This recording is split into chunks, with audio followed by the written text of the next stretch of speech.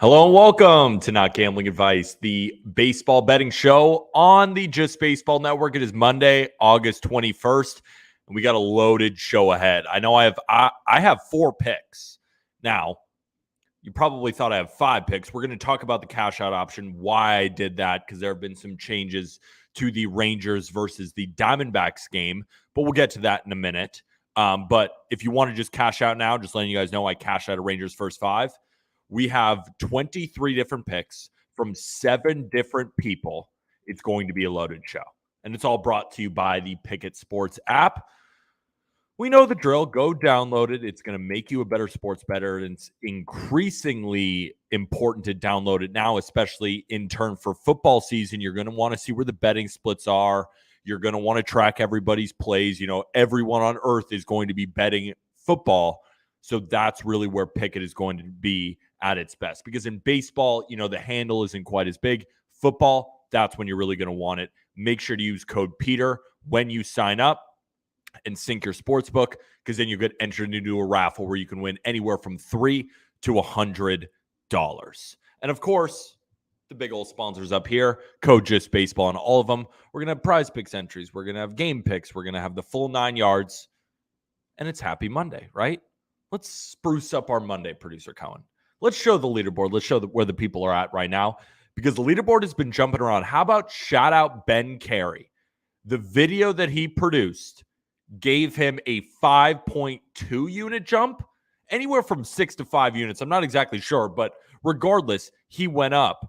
I hit the Rockies money line because I think they won 14-1, but he won a total of 5 or 6 units. I'm not totally sure, but it's all tracked on the Pikkit Sports app, so I don't have to know the exact amount. The exact amount is up there. Javon is still well within the lead. Ollie 1 unit, Ollie half unit, however you want to say it, is still doing awesome. Gino, mid-major, DeGen, Jake, all well within the green. And then you got me barely surviving. But then you have Anthony coming on today. You got Callie Wager coming on today. We have a loaded slate. And, of course, Krabs is still retired. All right, ladies and gents. We went through everything. And just so you guys know, now it doesn't make a lot of sense to pitch this. Although I do have 4 plays today. You never know. Remember, subscribers of this Twitch channel, if I win or if I get second place, World Series tickets to the winner that I'm giving away to a subscriber of this Twitch channel, as well as a $500 cash prize. Now, we know that we're in the dog days of summer. Let's answer a couple questions first. I know we just got them in. Peter, does Felix Bautista have a legitimate shot at winning the Cy Young? No, I don't think so. Because he hasn't been by far the best reliever in baseball this year. To win the Cy Young, you have to be like a 0.5 ERA, and he just hasn't been that this year. He's been great, but he's not that good. Can I just say F the Mariners? Happy Monday, though. Don't sleep on those Mariners. Pete, what happened? I don't know what you mean. I didn't have a good weekend, though. Let's talk about it. What happened Friday? Not good. Seattle, first 5 money line, didn't even show up. Yeah, what did I say? Did I say something else? I said Seattle. I just got Mariners on the mind. St. Louis didn't show up. Colorado Rockies banged it. LA Angels money line. Earned my prize picks entry. I'm pretty sure I did not hit that. Nope, didn't hit that either. Let's talk about it. Let's go through the highlights. Matty O'Baker just subbed at tier 1. Thank you, my friend. Fuck, I took him to win at 30,000. We'll see what happens. Cardinals. Let's start with Cardinals. So those fighting Mets take an early lead with a Brandon Nimmo home run. And Producer Cohen, we can kind of stop the highlights right there because the Cardinals didn't score a run. We'll base it up the middle for Jeffy McNeil. Scored 2. This was a nice catch. Watch this. Atta baby. Nice little Rob home run. And I mean, the Cardinals, like, if you're not going to hit off Joey Lucchesi, you do not deserve anybody's money. And we're fading them today. So we're going to get our coin back, hopefully. But this is Mason Wynn's first career hit.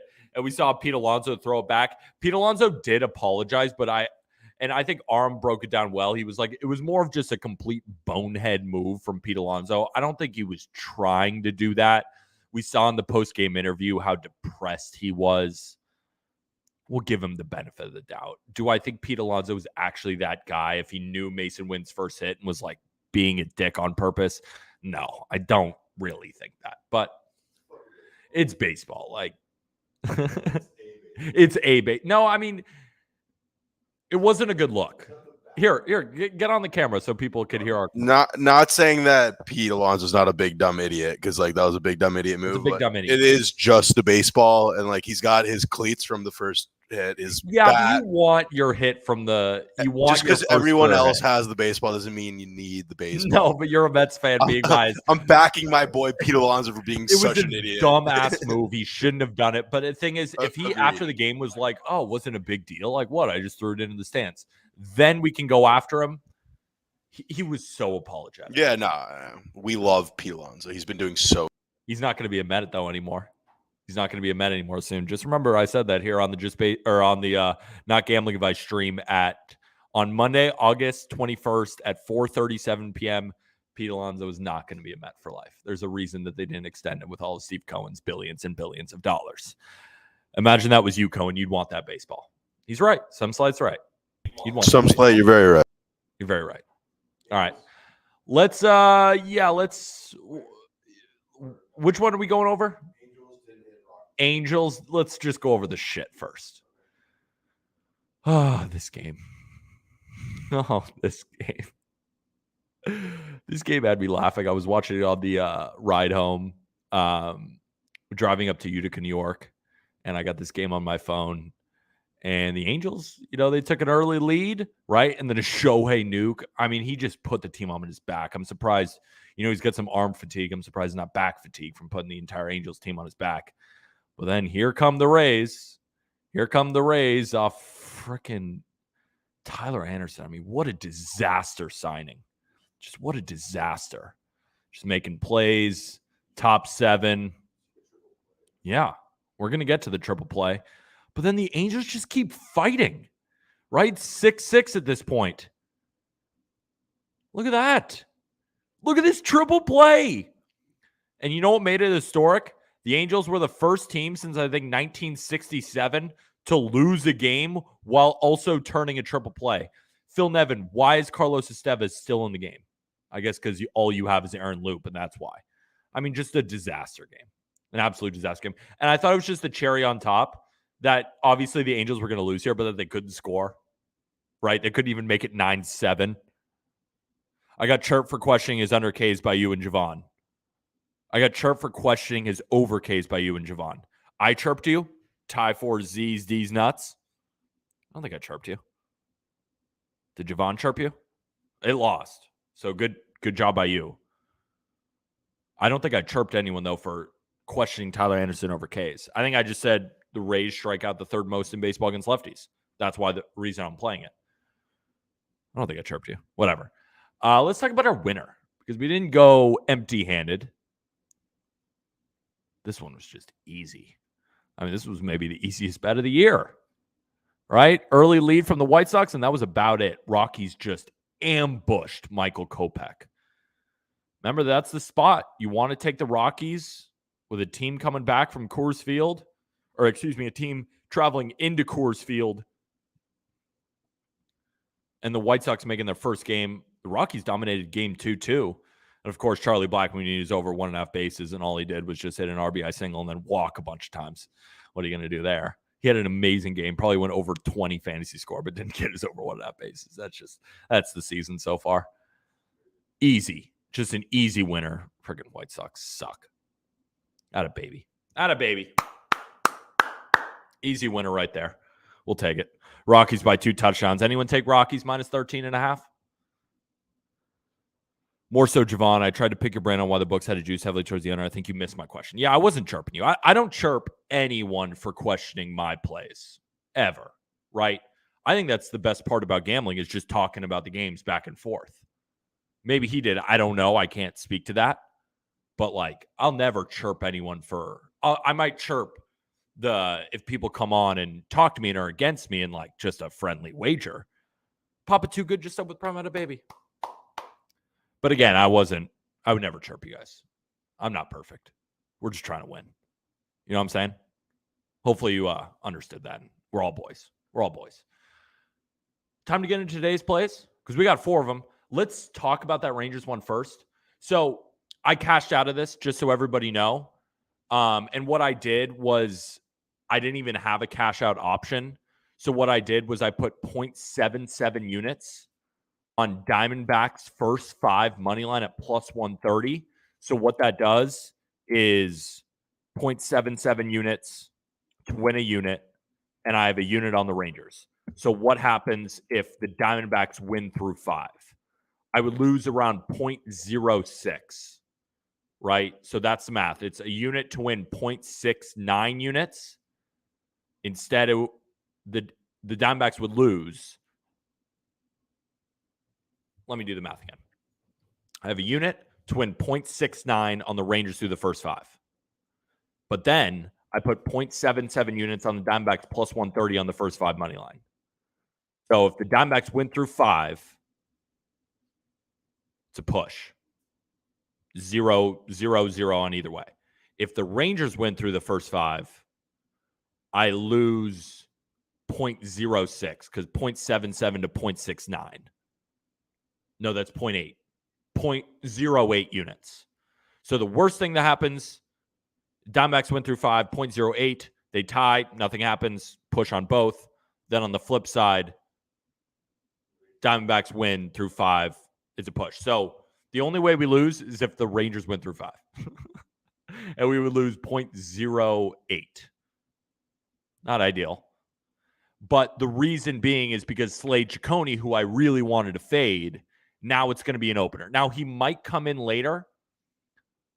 But the point was, I loved the top of the lineup against Ciccone. I thought actually the Rangers would get out to an early lead. And basically what it does, you guys know I bet on prices, right? So minus 145, minus 150, whatever it was now is not worth it anymore, if that makes sense. Like, do I still think there's a possibility they win through 5? Sure, it's baseball. But was that the matchup I was playing? No. I love Ciccone against the top of the Rangers lineup. Now it's Mantiply. I think they did that for a reason, right? Just not an ideal circumstance anymore. And at this big of a price, right? Because we're going to talk about the Pirates, right, who are now going with Thomas Hatch. I ain't cashing out of that. And more often than not, I don't cash out of pitching changes. But really what I want, and especially because it's a first 5 bet, right? So we're lowering, it's a higher variance when you lower it to 5 innings, if that makes sense. So the fact that it's so expensive, I just said I'm out. So you may disagree with that statement. Who's pitching for the D-backs now? Now it's an opener with Joe Mantiply. They might still go to Ciccone. They might not. I don't really want to deal with it. So I just cashed out of that one. Bullpen game might be Ciccone, might be someone else. I don't know how they're going to mix and match it. Not worth it for me. So if you already bet this with me this morning, right? If you are just hearing about it now, I'm not on it anymore. Thoughts on the over? I don't mind it. I would like it more with Ciccone, honestly. I don't know how the Diamondbacks are going to go through their bullpen, how they're going to do it. And that's the reason why I didn't go Rangers full game, right? Rangers bullpen completely dusted. Diamondbacks bullpen pretty well rested. Not worth it for me. Is Javon coming on stream? Javon has the over, Gino has the under. So you're going to hear both sides of it anyway. For me, I'm just out. I don't want any action in this game because I do already have 4 other plays. Let's get into them. And we're going to start with the band team, or we're going to start with the Tigers. Okay. I'm going to be real with you. Cubs Tigers starts at 6:40 p.m. Eastern. The pitching matchup is Javier Assad versus Alex Faedo. I did not intend to bet the Tigers until I pulled up the model. Now, if you go to Ballpark Pal, can we go to Ballpark Pal, producer going? We'll pull it up for you guys. Can they see what I'm seeing?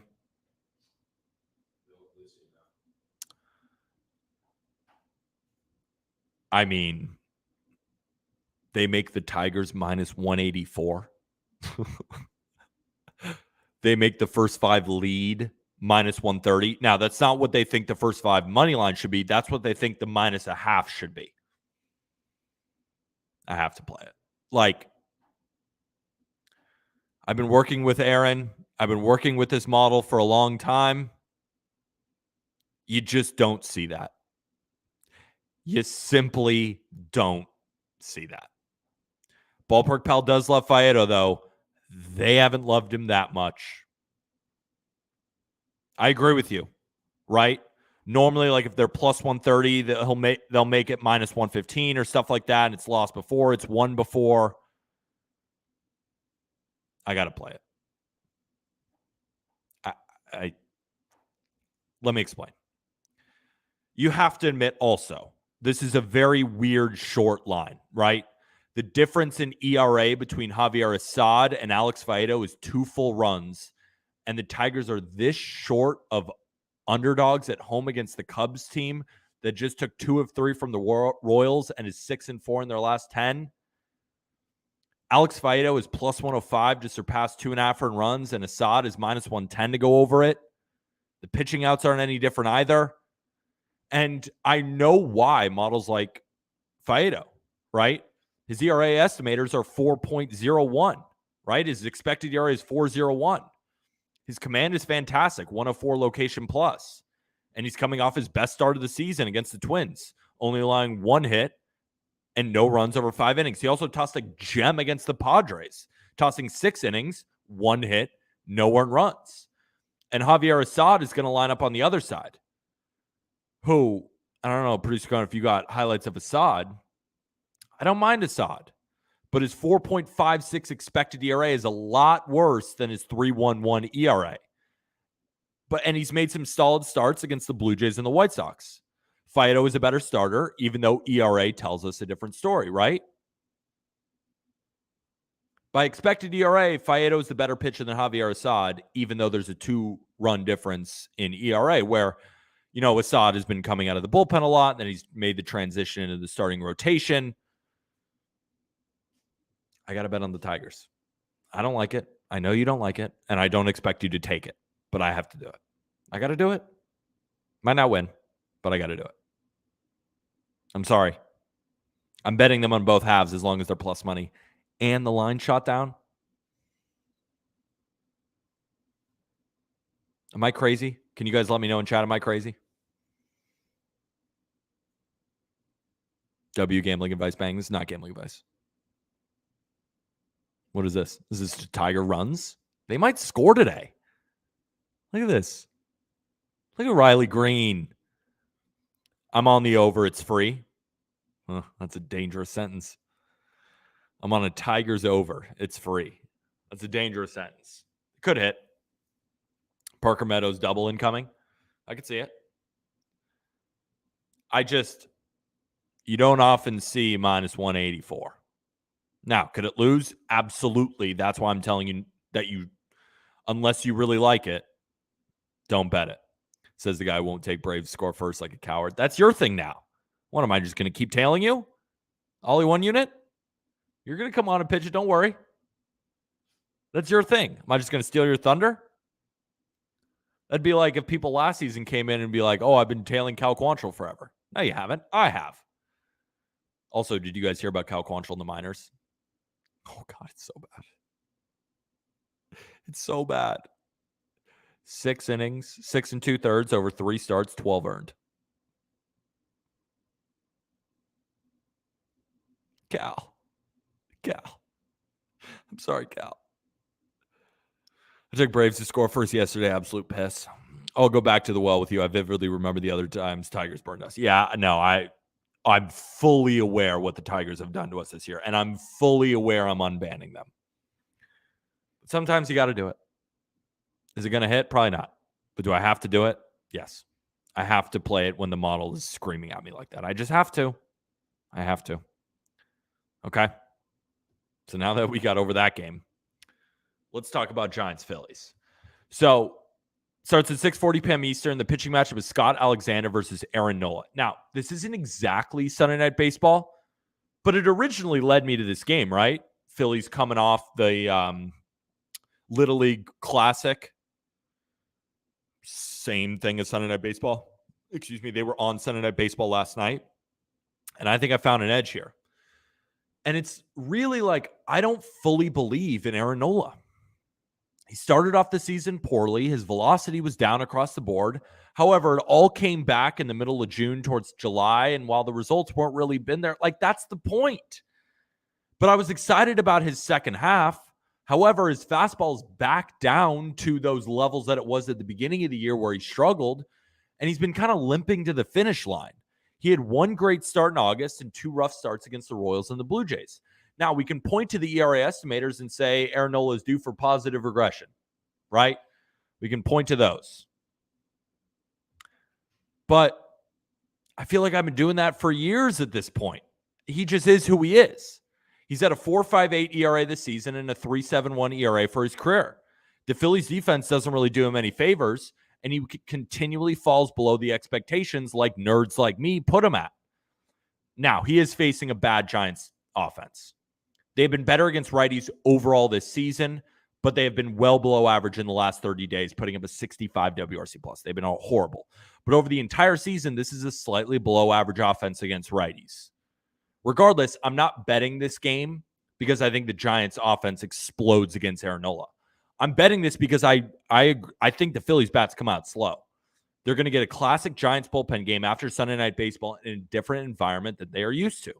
Now, Scott Alexander is going to open before Sean Manaea. Now, Alexander can be effective as an opener, posting a 3.08 FIP against lefties and a 3.58 FIP against righties. He likely won't go longer than an inning and then will turn it over to Sean Manaea. Now, Manaea started the season horribly before moving to the bullpen, where he's been fantastic. In his last 8 appearances over 23 innings, he's posted a 2.74 ERA. He's been pitching at the top of his game in August, only allowing 1 run through 10 1/3. The Phillies are the opposite of the Giants. They've been hitting lefties well lately, 121 WRC+, but average over the full season at a 102 WRC+. Really what I'm going to do is I'm betting on the average Phillies coming to play after Sunday Night Baseball. Now, the Phillies, they own the offensive advantage overall, but I believe we get slow Phillies bats that neutralize that advantage. The first 5 innings, in my opinion, don't show a clear edge with how Nola looks at the moment. The Giants own the bullpen advantage. That's why I want to keep going through this game because they rank higher in SIERA and ERA to this point in the season. And the model, right, I think it made an adjustment, if I'm not mistaken, Cohen. I think earlier on it had them, it had this at more of a pick'em. It's adjusted back to making the Giants more plus 120.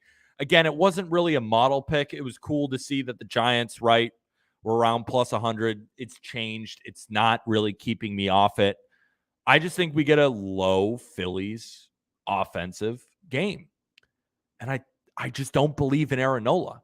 And I believe in Gabe Kapler's ability to limit damage in the later innings, right? But, and I think this has crashed in our direction, which is a good thing or a bad thing. We'll see, right? WCLV, who cares? At least at this point, like long-term, you want that to hit. But with how, it's so funny seeing the Tigers down to plus 100 now. Don't play the Tigers if it's not at least plus money. Yeah, the Giants have crashed down to plus 120, which is like cool to see, I guess. So if you're a fan of CLV, we got it. Good for us. The model needs to adjust for, would you consider this Phillies under? I looked at the exact same thing. I think the under is a good bet. But I think that in an under type game, a team that will win out is the Giants, right? We had the under yesterday in Braves Giants. Who won that game? The Giants. Typically in low scoring games, I think the Giants have the edge here. So if I think it's going to go under, I think the best value in this game is taking just the Giants to win. Now, would the under hit and the Phillies could win? Absolutely. That's baseball. But I don't really believe in Nola. I believe in the Giants' ability to mix and match through their bullpen. And the Phillies are coming off Sunday Night Baseball. There's a lot of factors here that make me want to play the Giants.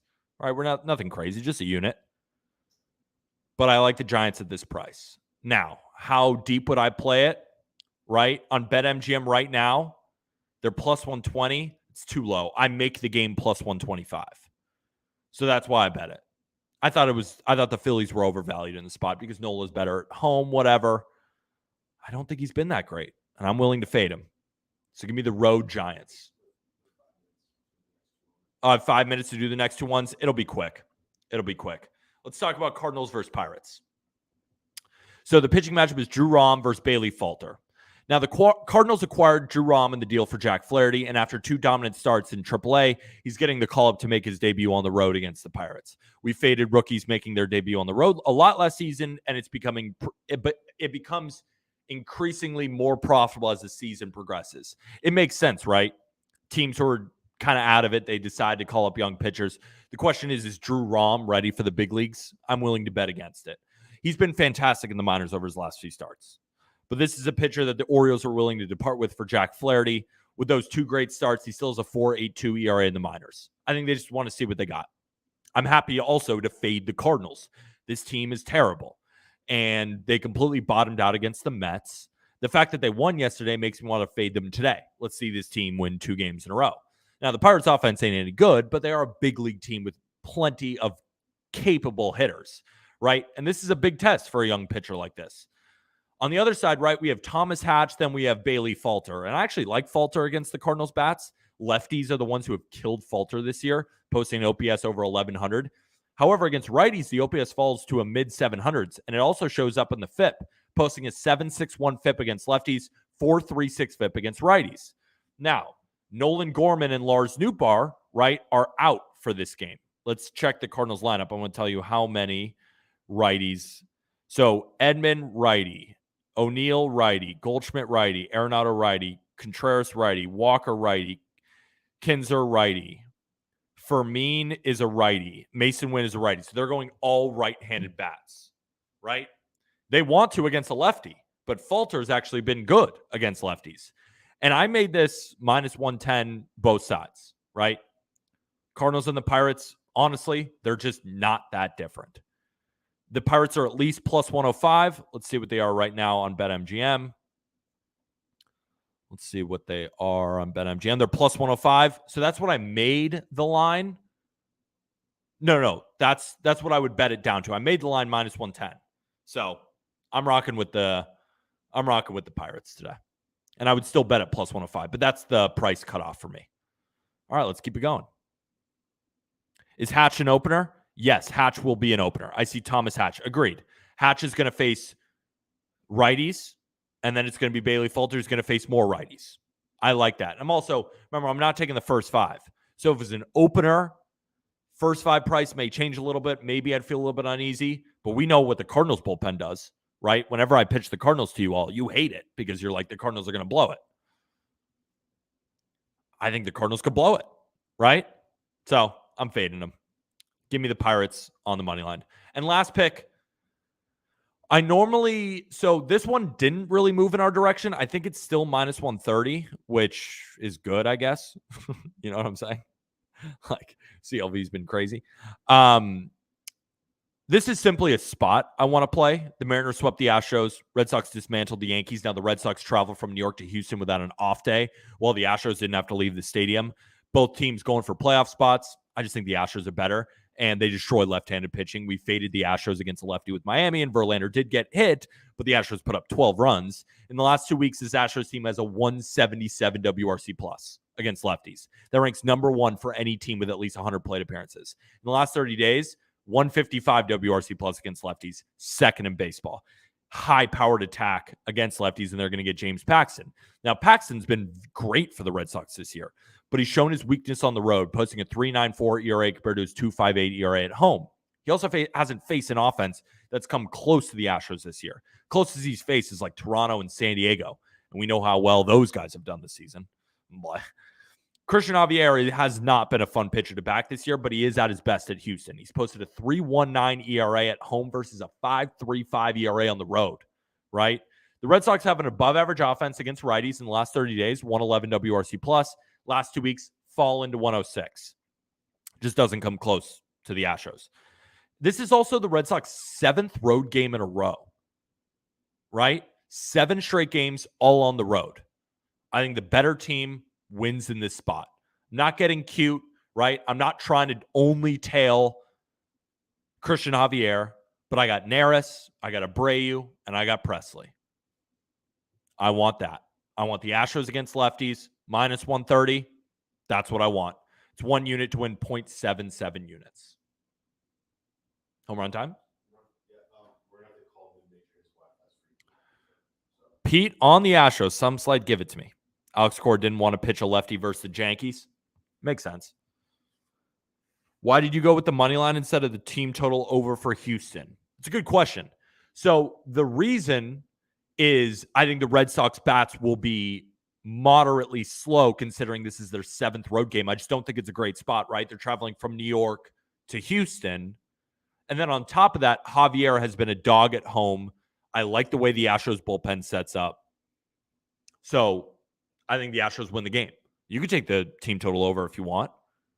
But yeah, Kyle Tucker's back, right? He was dealing with an illness in that series against the Mariners. Nah, I meant full game total, but gotcha. Yeah, I think the Red Sox backs come out slow. I could be wrong, right?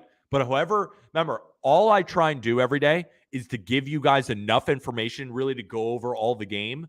So you can either tail, you can fade, or you can take something from what I bet that you find a better edge in, right? These are just my bets. You can decide what you want to do. For me, I'm betting Houston because of all of those reasons. Is Casas back? It's a good question. Casas is back. I think he had a tooth problem. But yeah, he's back. The lineup is Verdugo, Devers, Yoshida, Casas, Duvall, Story, Pablo Reyes, Reese McGuire, Luis Arias. I'm tailing, baby. Don't you worry. Javier Turks loading from registered Red Sox fan. Could have happened, but I'm going to be betting against that. Sorry, Pete, I just got here. Have you talked about Cubs or Phillies? Yeah, I'm on the Giants and I'm on the Tigers. Yeah, let's get a quick home run here because I already think I know who I want. Give me Wilmer Flores.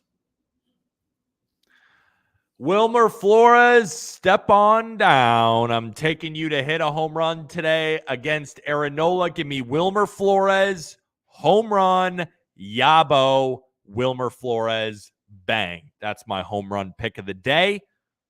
He had a tooth infection. Weird. We got mid-major Matt on the line? We have to call him, but because his Wi-Fi's not working. Mid-major Matt's Wi-Fi isn't working, so let's give him a call. Can you flash that leaderboard for the people? I want to know where mid-major is so I know whether to chirp him or not. I know he's still pretty damn good. Let's give him a call.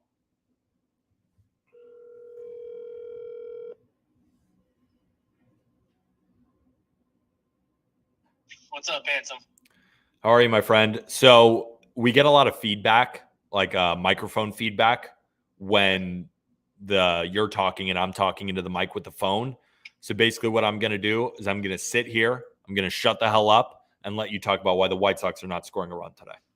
Sure. First, I want to recap. I'm not doing well because my first 2 plays I submitted for Friday's stream were the Giants whole team under and the Mariners money line. Both hit, and I fucked it up, and I overthought it, and I changed them all, and I lost a lot of money. So I'm not doing that today. First reason is I think Luis Castillo has a perfect matchup against the White Sox today for a lot of reasons. One of the worst teams recently this month in hitting the fastball. One of the worst teams hitting this month against the sinker. One of the worst teams against the changeup, which is Castillo's far and away worst pitch, which he should stop throwing to lefties, but he continues to do it. Regardless, they still can't hit him. And one of the worst teams against the slider. So those are the 4 pitches he throws to right-handers and left-handed batters. I think it's a fantastic matchup for him. Second reason why I like it. As I'm sure as we all know by now, teams coming out of Coors just do not perform well. Well, lo and behold, they scored 10 runs yesterday in Coors, and they're playing back-to-back going to home. And I think going from that awful Rockies pitching that is at Coors and going to Castillo's sinker and his 97-mile-per-hour fastball is going to be a kick in the ass that they're not going to be ready for. And then we go to the home runs. They have been not good at hitting the ball hard, slugging percent, or hard hit percent against right-handed pitchers at home again since the start of this month. The hard hit percent this month, Peter, is 23%. 23% is fucking awful. And you're telling me that Benny Biceps, Moncada, and Colas and Sheets, who have been not great against right-handed pitching, are there 4 or 5 issues I have to worry about hitting solo home runs? I'll take it because I don't think they're going to do it. And if they don't hit 4 home runs, I don't see how they score 4 today. I think Castillo pitches a gem. Interestingly enough, his pitching outs open at minus 140 to the under on BetMGM. It's now minus 110 to the over. Still minus 125 to the over, or to the under, I'm sorry. But that's not a large market. So when those numbers move, I do respect it, especially in such an odd category. The Mariners bullpen has been absolutely taxed of late, but we do have a healthy and rested Matt Brash to come in after Castillo, and I think he pitches a minimum 7 innings. I think that the White Sox have a very rough time offensively today, sir. I think it's a really good play. I was thinking about fading the White Sox, and I didn't really know how to take it, and this was just so juiced. But the thing is, you're putting your nuts on the line and going 3 units. For me, I was like, do I want to lay juice? It was so low margin for error. But at the same time, like, it's pretty damn low for a reason. You also have the White Sox coming off the series at Coors. Bats end up being a little bit slower. I like the play. Yeah. Obviously the Mariners minus 1.5 is one of the more popular run lines today. And obviously you just don't want to do that often or all the time as a road favorite at minus 200 now. So it did catch my eye. I think I saw a total open at 9. It's now at 8.5, minus 115 to the under, which catches my eye when most of the money jumped on the over early. So that's a respected money I like. Or the books respect the money at least that moved the low number. So maybe Tukey Toussaint doesn't pitch like a shit bag today, and maybe the Mariners bats cool off a bit. But what I do feel in my nuts will happen is Castillo will pitch a gem. Fair enough. You got any other plays for us? That's just the one. But if I have a couple minutes, I think I have like 2 or 3 minutes left. I wanted to pitch you my favorite player prop on PrizePicks. So if you're cooking up a seasonal venture, yeah, like NFL. Yeah, absolutely. We got Jen coming on in about 3 minutes. Yeah. Brian Robinson under. I know you love the Commanders to suck ass this year. Brian Robinson will not go over 800.5 yards. Feeling my bones, Peter. It is a perfect offense for him not to play. Bieniemy, I'm sure that came over from the Chiefs offense. He's an RPO type offense, and he did not come over to Washington, one of the worst run organizations in the league, to run the ball with Brian Robinson. They're only a favorite over 3 points in the first game of the season, which means their game script is going to be they're going to play in a lot of close games. They're not going to be leading to run the ball. And he's one of their least athletic running backs. And he played 12 games last year, got 797 yards. Now he's expected to play in 17 games, and they put him at 800.5. He's going under, Peter. I'll probably be tailing. It's excellent. And we'll be talking about the Commanders on this show. But we'll get to Jen on now, and appreciate the time. White Sox team total under 3.5 for all the coin. All the coin. Appreciate it. Take care. Appreciate you, my friend. Talk soon. That was mid-major, and now we got to Jen. Mr. DeGen, how are you? I'm doing well. How are you? I'm good. And it's funny. I was producer Cohen just showing me your plays, and I cashed out of my Rangers first 5 money line with the pitching change. And then I saw yours, and you're on Diamondbacks team total over, so that makes me feel better about my cash out. Well, I like the full game over. I'm sure the Rangers score as well. I actually didn't really want to fade Ciccone because he actually pitched fairly well. I don't know about his last start. Anyways, he burned me in a game that I bet on him. I can't recall what it was. I just remember the name sticking in the back of my head. So for whatever reason, I said, let me dodge that. But now he's changed. So I still like the over in the game. I saw the juice went 115 to the under, 115 to the flip to the over. But yeah, I'm just going to go with the Diamondbacks bats. I saw the Rangers got swept by the Brewers, which isn't great if you're like me and holding a Brewers to miss the playoffs ticket. But I think that this is a little too obvious of a bounce back spot for the Rangers. And not that I don't think they win, but I don't think it's easy. I don't think it's as easy as people probably want it to be who are laying on their money line today.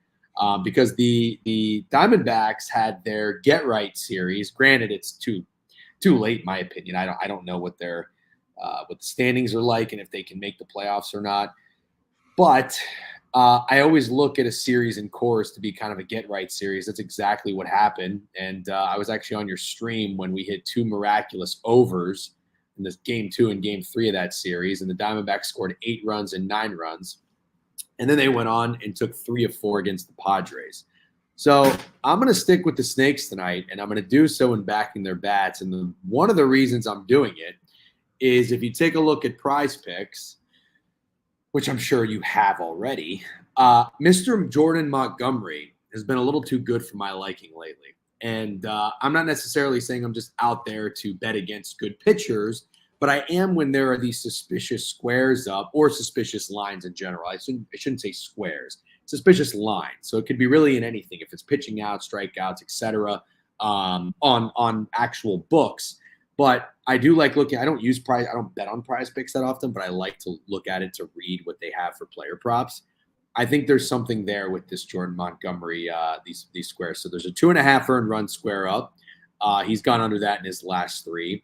And what stuck out to me the most was the fantasy score, 29.5. I think that seems a little too low. I mean, at least give me over 30.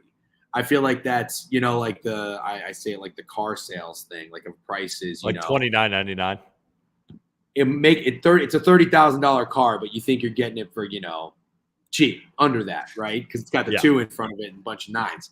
29.5 is just right there. Do I feel like someone's like, oh, how can he not get 30? Especially after coming off of where he got 51 against the Los Angeles Angels. So he's pitched pretty well, but they're against the Marlins, the A's, and the Angels offense, who I don't really respect that much. And like I said, I'm going to lean into the Diamondbacks getting a little hot here. I think they've won 7 of their last 9 games.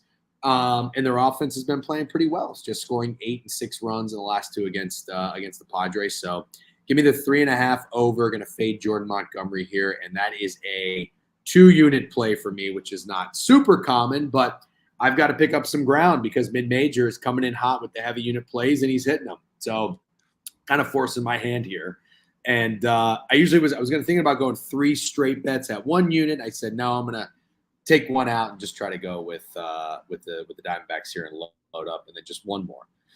No, I agree. So the reason I was on Rangers first 5 initially, I agree. I saw some weird-ish Jordan Montgomery lines, but Jordan Montgomery is like one of those type pitchers that continues to outdo his peripherals and just like continues to be like the get outs guy. So I was like not that afraid of it, but I was like, oh, I've been wanting to fade Slade Giacone like every single start, and he keeps pitching well. And I'm like, let's see you do it against the Rangers. But the Rangers bullpen, which also helps your case. So let's say Montgomery only gives up 2. The Rangers bullpen is depleted right now. They used everybody in that series against the Brewers. So like, let's say Montgomery goes 5 innings, 2 runs, even 6 innings, 2 runs. They can get it off the Rangers bullpen. That's why I didn't go full game. But I was like, the Rangers are going to hit Giacone. Then he was scratched. He might come in again. I'm not sure. So I was like, that was the reason I wanted this anyway. Jordan Montgomery squares are still weird. Rangers, get me out. So why didn't you want to play the full game over? Why didn't I want to play the full game over? Because I don't think Montgomery gets killed. I still don't. I don't think he gets killed. I think you could hit this and it be a 5-4 game. Like, I don't think the Diamondbacks are going to score a bunch of runs. And if the Rangers don't score a bunch of runs, if Giacone doesn't come in or it only goes 3 innings, Diamondbacks bullpen is also fully rested. There was just a lot of things. It was just like, there's so many variables. I was like, get me out of the game. Right. Do you think 29.5 is low for his fantasy score? I think it's relatively low. But like you said, the Diamondbacks offense is hot. He's on the road. True. It's a little low, not crazy. Like, Jordan Montgomery's not a high strikeout guy, right? Like, probably should be at like 32.5 to 29.5. It's a little telling. But should it be at like 36? So it's like crazy low? No. But yeah. 32.5 was fair in my opinion. But yeah, I agree. Okay. I think it's sketchingly low. Like, there's a reason I cashed out to Jen. There's a reason I cashed out. Got it. Okay. I dig it. There you go. The next play I'm pretty excited to talk about here. Yeah, we're against because I feel like I'm on an island with the Red Sox money line. Have you heard a lot of Astros? Oh yeah, Javon and Krabs are on them. Shit. I think Parlay Safari, who's been very good, is on them. I think couple other smart guys are on him. See, like I don't mean to interrupt you. Whenever I hear like a bunch of people are on play, a bunch of people are against me, I'm like, so what I do is I write the article, I record my video, then I do the Just Baseball show. Then I travel here to the office and I sit down with 30 minutes left, look at the lines, see how they move before the show starts. And then I just go. So I'm like not on social media. So I don't get to see like where everybody else is on normally. So then when you tell me everyone's against, I'm like, oh. So then when people in the chat are like, oh, that's so public, I'm like, what am I supposed to do? I don't know. I just played it. Like more than fair. Yeah. And I do my stream before these guys go on. So I wasn't out there like looking to go against anybody that I respect, but I was just looking at this game. And, the first vibe I got was anytime a team like the Astros or the Braves or whomever gets swept or lose a series, like, at home that they shouldn't have lost, it's a very obvious bounce back spot. And it just gave me the vibes of when the Braves lost a series they shouldn't have, I think at home against the White Sox. And I remember that being a really obvious bounce back spot against the Diamondbacks, who I think at that time had lost a series and like it's the Phillies or something. And it was like, oh yeah, Braves. And the Diamondbacks won that game. Now, different teams, but the Astros off a sweep to the Brewers, a very obvious bounce back spot. Mariners. And the Red Sox are a team that I don't think get enough respect. Mm-hmm. And that's okay. I'm not necessarily saying they should. However, I took a look at something that I've thought of about maybe 2 months ago. And I felt like I noticed the Red Sox coming out in road series and being motherfuckers. Like if you're gonna fade them.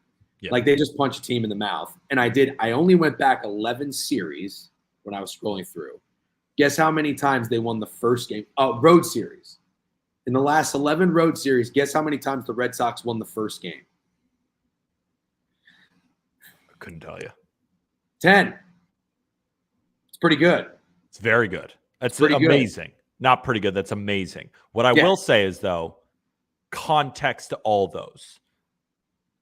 Because this is now the Red Sox 7th straight road game without an off day. So I think what I was looking at personally, James Paxton's been much better than Christian Javier, right? Christian Javier has just struggled all season. I think people have soured on him. And Paxton's been the Red Sox best pitcher. Paxton's got a 2.5 run scare, minus 150 towards the over, while Javier is minus 105. And the Astros, I've faded them you're bringing in things that you remember. I'm bringing in things that I remember when I have faded them against a lefty, and they put up 12, and they just destroy left-handed pitching. So I like this, how we're going against each other, because we're almost bringing back both things that we remember in spots that either we lost or other people lost, and we're like going against each other with our spots. This is going to be a good game. Are you on the Astros? I'm on the Astros money line, yeah. Got it. So the other thing, when you're saying that, kind of gives me the vibes of when the Astros played the Marlins and Verlander was pitching against, I think, was it Perez Jesus or was Zardo. it somebody else? Jesus Zardo. I was on Marlins money line, and I was like, look how smart I am, 12-5 Yep. Astros. So I remember those, like what you just said with the earned runs. I remember somebody had pointed out to me Verlander's over 2.5 runs was heavily juiced. Yes. Meanwhile, Luzardo under 2.5 runs was like minus 135. I was the one who pitched that to you. Yes. So you told me. Okay. I told you, and I'm the loser. Yes. No, and that's okay. I wasn't going. No, I'm just saying that I not looking for pity. I'm just saying I was the one who told you that, and I was the loser. Well, what it did was it saved me a unit because I was going to go first 5 under in that game, but I thought we were going to get a Verlander masterclass, and I don't think we ended up doing it. I think the Marlins actually did score some. No, runs that was the thing. Like they scored 5 runs against. But the Astros had 6, and then they ended up with 12. Right. So yeah, listen, I respect the lines. That the hearing, I didn't know that. Hearing that doesn't make me feel comfortable, but at least in my brain, I tell myself, where did I just see this? Okay, it wasn't enough. So I'm going to stick with it. Red Sox. I'm going against all the smart guys here. I see Ollie one putt says the Red Sox are 4-9 on Mondays. I hate that. But your first game of the series is done now because now you got Mondays. I know. That's why it's those things, it's like tough because it's like there's context to every series. Like, do you remember who they beat in the first game of those road series? What do you mean? Like, was it anybody as good as the Astros, or did they beat like the Yankees and the A's and like crap teams in the first game of a road series? Well, in San Francisco, okay, in Chicago, White Sox or Cubs? Cubs. In Toronto, that's a good win. In Minnesota, decent win. Yes, in New York, in Cleveland, bad. In Arizona, in San Diego. Is that a good win? In Philly, I don't know. In Milwaukee, I'm almost April now. No, but they've beaten. You know what they beat? They beat all the like pretty good teams. Yes. Let's see you do it against the Astros. But you know what? The last thing I will say. Oh, do you see from Bobby Smoke here? No, Red Sox 10-0 when there's a full moon on a Sunday night, then it rains on Monday. That sounds like total horseshit. Are you sure? It sounds sharp. No, I mean, if it is true, it's very sharp. But that just sounds like Bobby Smoke is a funny guy who just made up some random shit because we have so many trends going our way. DJ, don't do this. The Astros are pissed right now.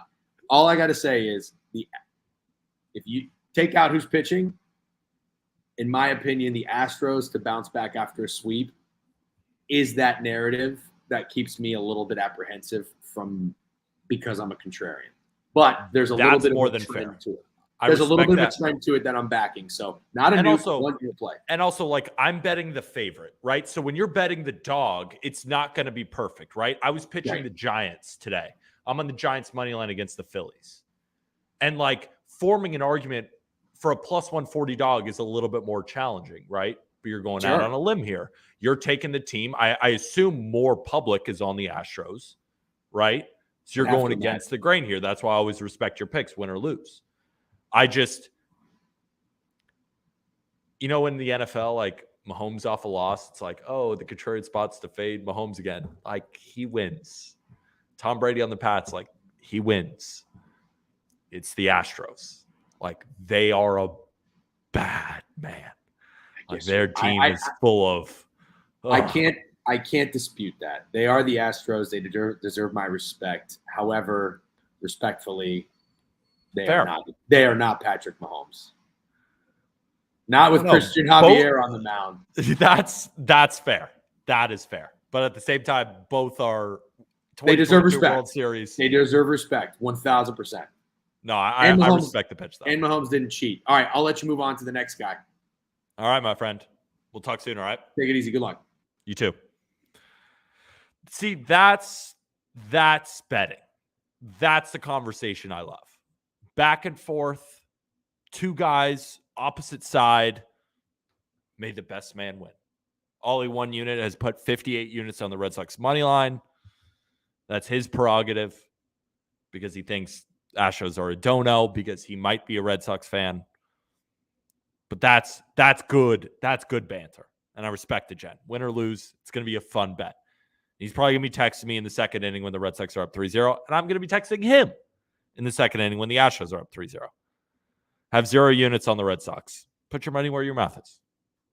All right? You texted me in the Discord when I sent an Astros money line this morning, and you said that's a dono. You said that's a dono, didn't you? Have 2 units on the price to score first. Okay, he's just going back to his bread and butter. Javier K's. Like, do I think the pitch... Red Sox don't strike out a ton.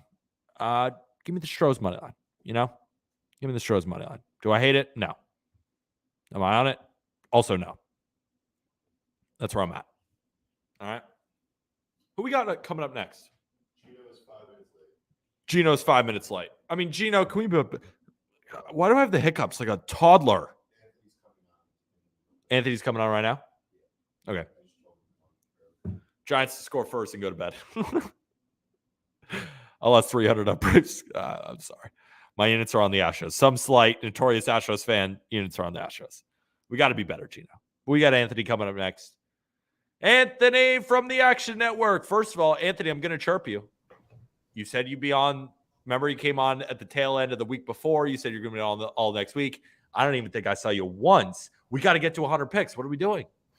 I have to go back and look. I need to call my list of excuses. They're just kicking a ball. I know. This one, they're hitting it. I know. It's soccer season getting underway. It's kind of shifted a lot of my time, but That's fair. It's fair. I just want to I'm see all you. in on I like your baseball plays. still.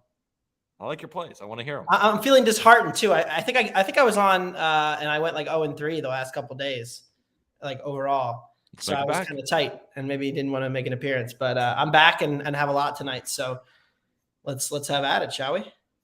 Can we talk? I think he has Phillies, if I'm not mistaken, correct? We're do. against each other. Let's talk. You're on the Giants? I'm on the Giants today. What number did you get on that? Plus 138. Okay, yeah. So the market has moved down here pretty solidly throughout the day. Doesn't matter. matter. What's that? Have you seen that Steam and CLV has just gone? I think you're on the right side now. Weirdly, like these plays get destroyed, dude. I don't know. Have you seen that though? In the last like 2 months, Steam on money line going one way, which is notoriously good for your bet, have been getting crushed. Not on totals, just on money lines.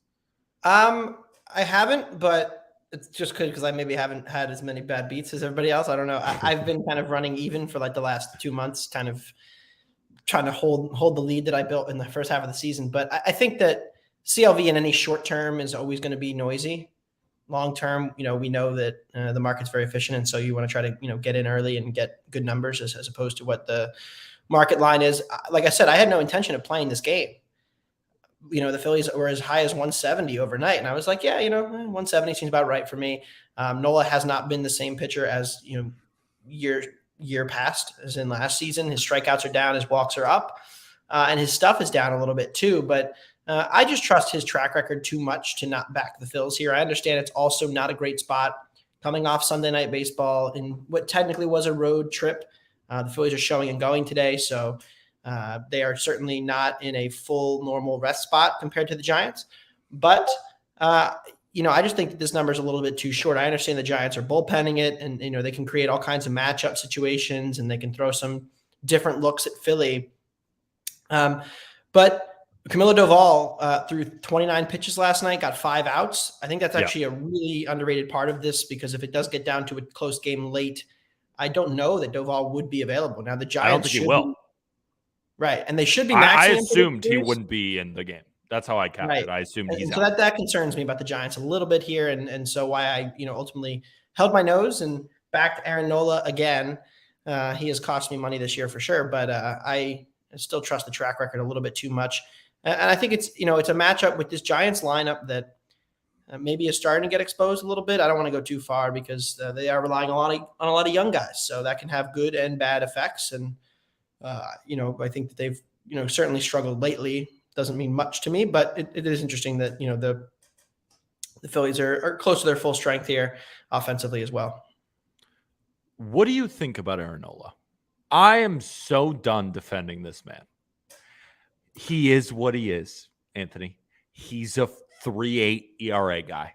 Last year, though, he second in F4. I know last year. Then the year before that, he was like a mid-4s. And then this year, he's a mid-4s. And it's the Phillies defense. It's the peripherals. Yeah. And I'm like, he's not pitching well.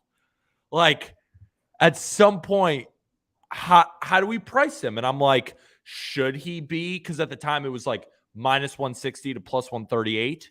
And I was like, he doesn't deserve to be that in this spot. Yeah. He doesn't. That's why I bet it. And I made the line plus 120, plus 125. I forget exactly how I wrote it down.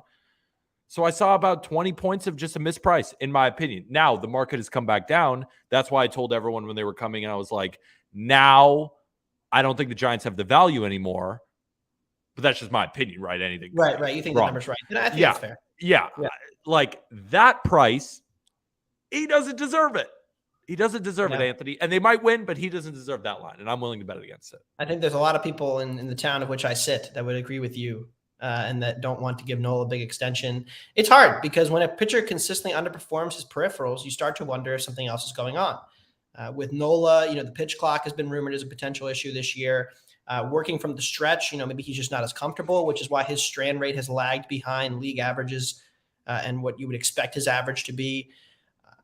But then he has outings where he's untouchable when they come in. I know. Fuck. So, it is tricky in which Nola we're going to get tonight. But I think the market's gotten a little out of control here on this one. So yeah, I played back against this team, and I'm going to plant my flag, take my stand here. Giants bullpen game, no Doval hurts, and I like the Phils. And you're definitely not a Phillies fan, are you? Oh, I am 100%. Yeah, just a little biased. A little biased. All right, let's go to play number. I mean, I generally probably bet against the Phillies as much as no, you do. That I was just fucking with you. Playoffs. You bet against the Phillies, yeah. Different for me. Like, am I really going to put my money against the Phillies? Probably less likely to do that. Although I did in one World Series game, but yeah, I think it's tricky to say, like, in a regular season game, I'm not like so overly invested in the Phillies that I'm not going to bet against them. So I'm willing to do so, and may in fact do so tomorrow, depending on where that line opens with Harrison and Taiwan. So we'll see what the line opens tomorrow, but we'll be looking to potentially play some Giants at a nice dog price. I don't want to play Kyle Harrison. No? Ooh, we'll see. Let's see if you can find. I've seen the walk numbers. I know. It's scary. Phillies we dropped him to our and it's not me. Arm runs our top 100. He dropped him to our 91st overall prospect. Really? I mean, I think he's only throwing like 4 innings. True. So it's going to depend a lot on like what the bullpen looks like behind him after tonight, and maybe an F5 only type thing. But I have my concerns about Taiwan Walker too. But I'll talk about that tomorrow on stream if I'm might be an over. Let's talk Royals money line. Yeah, this is the game of the year. Game of the year. Everybody needs to be tuned in tonight. Royals A's. It's the second time all season that the A's have been favored in a game. Electric. First time all year was against the Royals. Earlier this year, they lost. Look, I'm not here to be like, oh, Oakland should never be favored against anybody. You have to take the Royals as a dog. But, I like Paul Blackburn. I think he's like a mid-rotation starter. I think All-star Paul Blackburn. Last year, All-star. Yeah. I think he just gets a little bit too much love because people are dying to try to bet the A's sometimes. They're like, I want to be the sharp who bet the A's. And they're like, I'm going to wait until Blackburn's pitching so that I'm like, yeah, Paul Blackburn, actual MLB starter. I'm like, that's fine.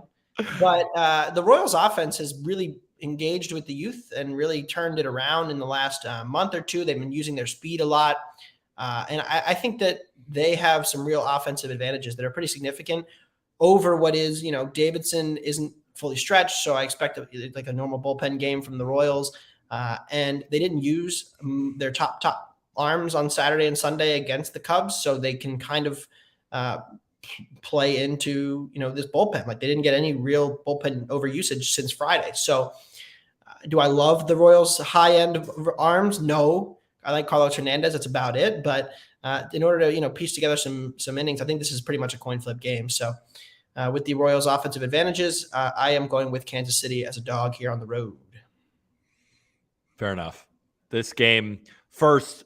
I will not be watching this baseball game. I have a podcast with Tucker, so I wasn't going to bet this game anyway. Mm-hmm. Just like not something I want to get involved in with him on the mound. I just don't want to bet him. This game is just. Let's go to pick number 3. Oh, this is going to be a tough sell. So we've reached the I've been on this. If you listen to our show, Payoff Pitch, I've been talking about this Padres team for a long time. And anybody can look at the Pythag and look at the ex-Wobas and say, oh, yes, the Padres are truly actually elite, and they've been so unlucky. And of course, there has been some bad luck. They are not a true talent 7-game under 500 team. And they're probably going to play better down the stretch. We've been saying that for a long, long time. And the market has been pricing them like one of the best teams in the National League over and over again. And I've been saying this for, a few weeks now. Like, there's going to be a lot of opportunities to bet against the San Diego Padres as everybody expects this massive run to occur. And sure enough, they just lost 3 out of 4 to Arizona. They struggled in the series before that. They have not been playing good baseball. And the reality is that if they don't have at least 2 or 3 of their core 4 hitting at the same time, they just don't have enough run production behind it to get these leads. And then the other thing that I've talked about, which is kind of managerial / hater-ish, you see the Orioles and you see other teams like the Dodgers deploy their best relievers in the highest leverage spots. And there have been so many times this year where the Padres have had a lead or been tied in the 8th, and they've got a runner on or two, or they have a lefty-lefty matchup potential, and they just don't use Hader. and not having Robert Suarez for half the year hurt, but they have no middle relief here. And so where do the Marlins have the advantage in this matchup? It's not the lineup. It's not the starting pitching, but the Marlins are a top 5-6 bullpen by XFIP and by most metrics. I don't think San Diego is as deep in the bullpen. So if Cueto can give you a solid 5 and dive and keep this game close, I think the Marlins are going to be in the mix to turn this. I've been lower than the market on Waka all year, but yeah, Marlins plus 170, just too high for me. I'm really tired of the Padres. I'm not tired of it because I'm betting against it, but I find it hilarious how much the Padres have gotten so much market respect based off of a run to the NLCS last year. They won 87 games. I do think it's Weathers opening up for Cueto, if I'm not mistaken. Is it? I hadn't seen that. I like that. Yeah, right now on ESPN, it is Ryan Weathers versus Michael Waka, and I think the plan is to go with Cueto after him in the first inning. I assume what they're doing is going Weathers against Soto, because they just don't respect Tatis Machado. I don't know what they're doing. I don't know what the plan is. Maybe I don't know. Weathers is decent. A little revenge game for him. Game. It's really gotten a lot out of G-Man Choi and Garrett Cooper in the trade deadline moves that they made for those two guys. Weathers is okay. I mean, I always like openers when you have a bad starter, and that's what Cueto is. I'm not going to sugarcoat it and try to spin, Johnny Cueto into a good MLB pitcher. But I think, using the changeup for Weathers maybe against the righties could also work. But yeah, his peripherals are not great, but he can for one inning get by. Fair enough, my friend. One more. Yeah, Boston F5. Did I see you were on Houston? I'm on Houston money line. Do the full game. I haven't listened to the stream prior to this. What's the angle for you on the Astros? You Christian Javier revolution? Not revolution, but I do like him at home. He's been much better at home this year. Paxton's been worse on the road. This is the 7th straight road game for the Red Sox. I just don't love the spot for them. And maybe I'm buying into the simple narrative that the Astros just got swept. An angry Astros team is not someone I want to be on the other side on. But again, and I like that we have Neris, Presley, and Abreu good to go in 7, 8, 9. You're going first 5, though. But also DeGen, who's also been good this year, is on the Red Sox through the full game as well. So it's always good to hear conflicting other sides. So why are you on Boston first 5? Yeah, I think Paxton's like a full run better than Javier at this current point per 9. I know that they're on the road. I know the spot is not great coming off the sweep. You mentioned it with the bullpen usage. That's why I only played F5 here. I'm concerned about how they get the last 12 outs behind James Paxton, maybe 9. But in the first 5 innings only, I understand how much better Houston is against left-handed pitching, but the same is true for Boston against righties. They have a lot of left-handed bats, and that's been a big issue for Javier all season long. The fastball slider mix, like when that fastball is elite, it can work against the lefties, but when it's not, he doesn't really have a great pitch to use to get ahead against lefties. So he's had some real issues, and I've talked about this a lot. The stuff plus on the fastball has gone down. The vertical break on it is declined, and so the phantom rise that it had last year has disappeared. And the velo has kind of fluctuated too. So I don't know if it's even a velo thing. The Houston thinks it's mechanics. They think he can pitch through it. They don't think he's hurt. So he's been pitching okay.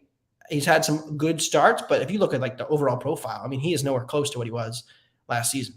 No. So the strikeout rate, the walk rate, the xERA, stuff plus, everything is just bad. And he may find it again, but I think it's more of a next year thing. I don't think this is getting solved. So I like Paxton a lot better. Wouldn't be shocked if this was a high scoring slug it out kind of game, but do like the Red Sox as a coin flip in the first 5 and think, full game. Maybe Houston turns it on the bullpen and we can both win. That would be awesome. But then DeGen loses. So isn't he ahead? No matter what, right? What's his current standing in the sheet? Is he ahead of me? Definitely. He's ahead of both of us. So, all right, so then we need him to lose. Let's get some competition going here. I'm in the red again. I was in the green for 2 weeks. I didn't come on, and then I came on and gave a couple losers. But I'm still doing better than Krabs. So I think no matter what happens the rest of the season, I will finish ahead of Krabs. So not last, which is an achievement. An achievement. Anthony, always appreciate your insight. Thank you for coming on, my friend. Love the breakdowns, and hopefully we see you. We got to get 100 picks. What am I at? Get 100 picks. Put up we got 4 picks today. Yeah, what are we at? We are at 48. Oof, I got a lot of work to do. All right. A lot of work to do. Work to be done. Winners to be found.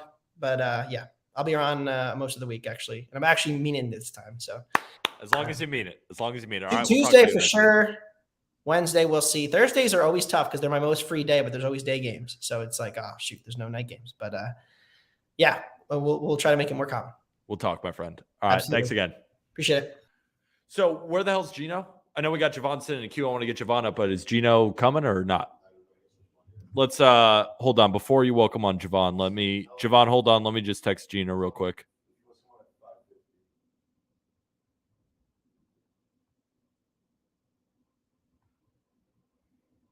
All right, let's get Javon on. The Milkman, number 1 in the standings for a reason, wearing a Braves hat. Interesting hat choice today. Wasn't deliberate, but I guess in hindsight, it might have been. Just interesting. Yeah. Just interesting. Fair enough.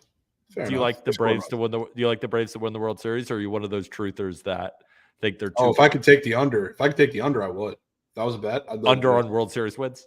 Yeah. I'd parlay them, the Orioles, and the Rangers. All unders. All the frauds, in your opinion? Yeah. 100%. So who's winning the World Series, by the way? Dodgers? I've stood on Dodgers since day one of the season, since before that. Since spring training, I've been on the Dodgers. I know. I kind of think the Dodgers are going to win too, but we'll talk. Yeah. We got plays today, though, which are more important. New York Mets, Atlanta, over 10.5.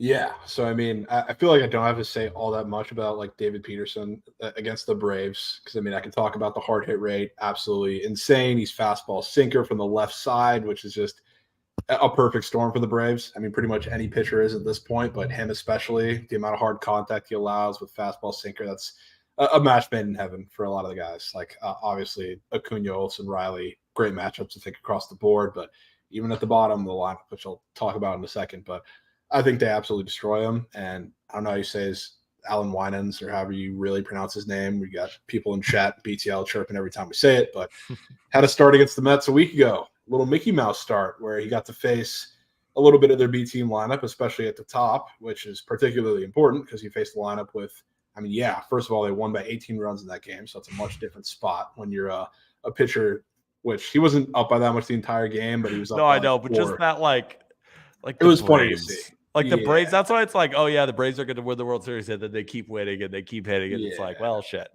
it'll happen. But that start was game 2 of a doubleheader where they actually got destroyed.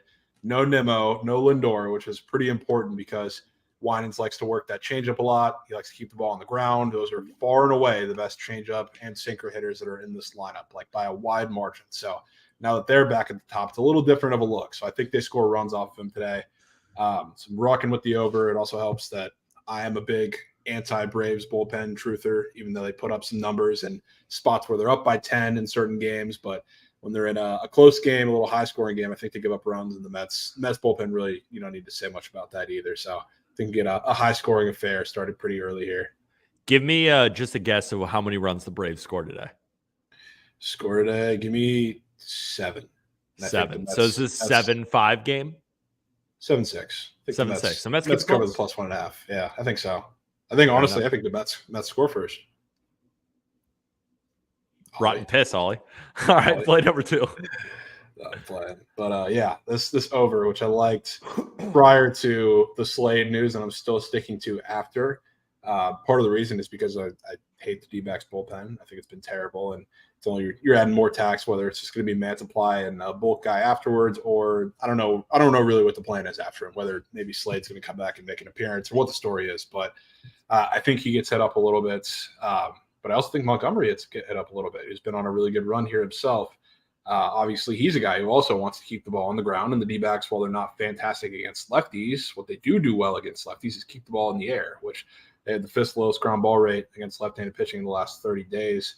They also have the 10th highest walk rate. So, you know, Montgomery's whole thing is, yes, keeping the ball on the ground, but also being super efficient. So a team like this who has worked some pitch counts, in the last month or so, I think they're going to be pretty patient, make him work a little bit through his start. And I think they score some runs early off him and kind of get into that bullpen pretty early, which, again, for the Rangers, who just had this past weekend, first of all, they got swept. Second of all, they had 2 starts with Andrew Heaney and Max Scherzer yesterday, which I was at the game yesterday, and I was super confused to what we saw from Scherzer. But both those guys on Friday and Sunday didn't get through the 4th inning. So this bullpen has had, long outings. Yeah, long outings. I know they had Dane Dunning somehow got through 5, I think, on Saturday, which I don't know He's the how, best 'cause he had, pitcher like, on the Rangers. he had like 80 pitches in the 3rd inning, and he just kept coming out. So then they got to mop up Martin Perez role for the rest of the game there. But they've had long outings from pretty much everybody, whether it's Grant Anderson, whether it's Brock Burke, whether it's everybody else at the back end of that bullpen over the past weekend here. So they're pretty taxed. So I think even if we see a slower start to this game, which I don't think we do, at least from the Rangers side, I think they destroyed Mantiply early and often, even though he's probably only going to be there for an inning or two, because you know what they do against left-handed pitching and sinkers and guys who have been allowing hard contact like Mantiply has since he's been back.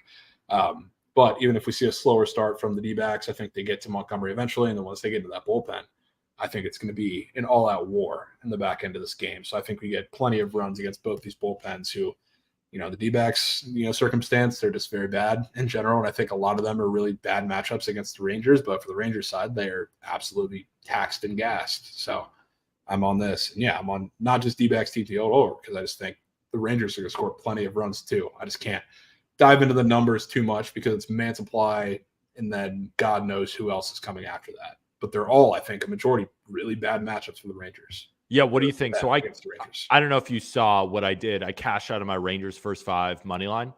I wanted to fade Ciccone. That's just like what I wanted to do. And he got scratched. I don't know if he's coming in later. I don't know. Like you said, Mantiply, and then whoever hell knows. So I just cashed out of it. Yeah. Would you still bet that? Do you like the, obviously like the over better, but I'm just curious if you think I made a bad decision, made a good decision. I just like talking it through. I don't think you made a terrible decision, considering like I look at a lot of Montgomery's lines up today, and they're a little sneakily low, especially I know the D-backs bats are starting to pick up a little bit. They're sneaking back in the wild card range, which as a Reds ticket holder, I don't love, but seems a little suspicious after he's pitched so well for these last handful of starts, really, since he's been with Texas. So I'm thinking that it's more D-backs than Rangers today, but early on, I think they ambush Mantiply and whoever comes out first. So I think it's going to be on the back end of the game where we see the D-backs kind of sneak in. So like I lean Rangers at 5, but I still think it's a little odd, the whole situation of this game. I agree. I still lean it, but paying minus 145 is not what I wanted to do. Yeah, I probably wouldn't pay that. For that personally. Exactly. I had one more question, but I kind of forget. Maybe I'll remember once we get to your third play. Oh, it's a prize picks. Oh, I thought here's what I was going to ask. DeGen came on and said that you and Krabs are on Astros not pitching it because I'm on it for the competition, or do you not playing it? No, I mean, I'm not playing it. You're not playing it. We were going over all the games, and I was like, yeah, it's the Astros. Lean for me, but I'm not playing it. Fair enough. Prize picks. Yeah, so first one right here, 2 goats, which one of them, I mean, we see Vaughn Grissom up there. I think the Braves are going to score plenty of runs today. He's been up for, 2 games here. I think he pinch hit both of those games. He hasn't had a full start, I don't believe yet, and he's up for hit run RBI after not recording a hit in either of those at bats. So that's why I'm taking this one in a situation game-wise that I really, really like. But Zach Geloff, my goat. Love this guy, and he's been absolutely nails. I've been, riding with him for a while now. Even back to like a couple weeks ago when I went on a long stretch of taking A's team total for like 2 weeks straight.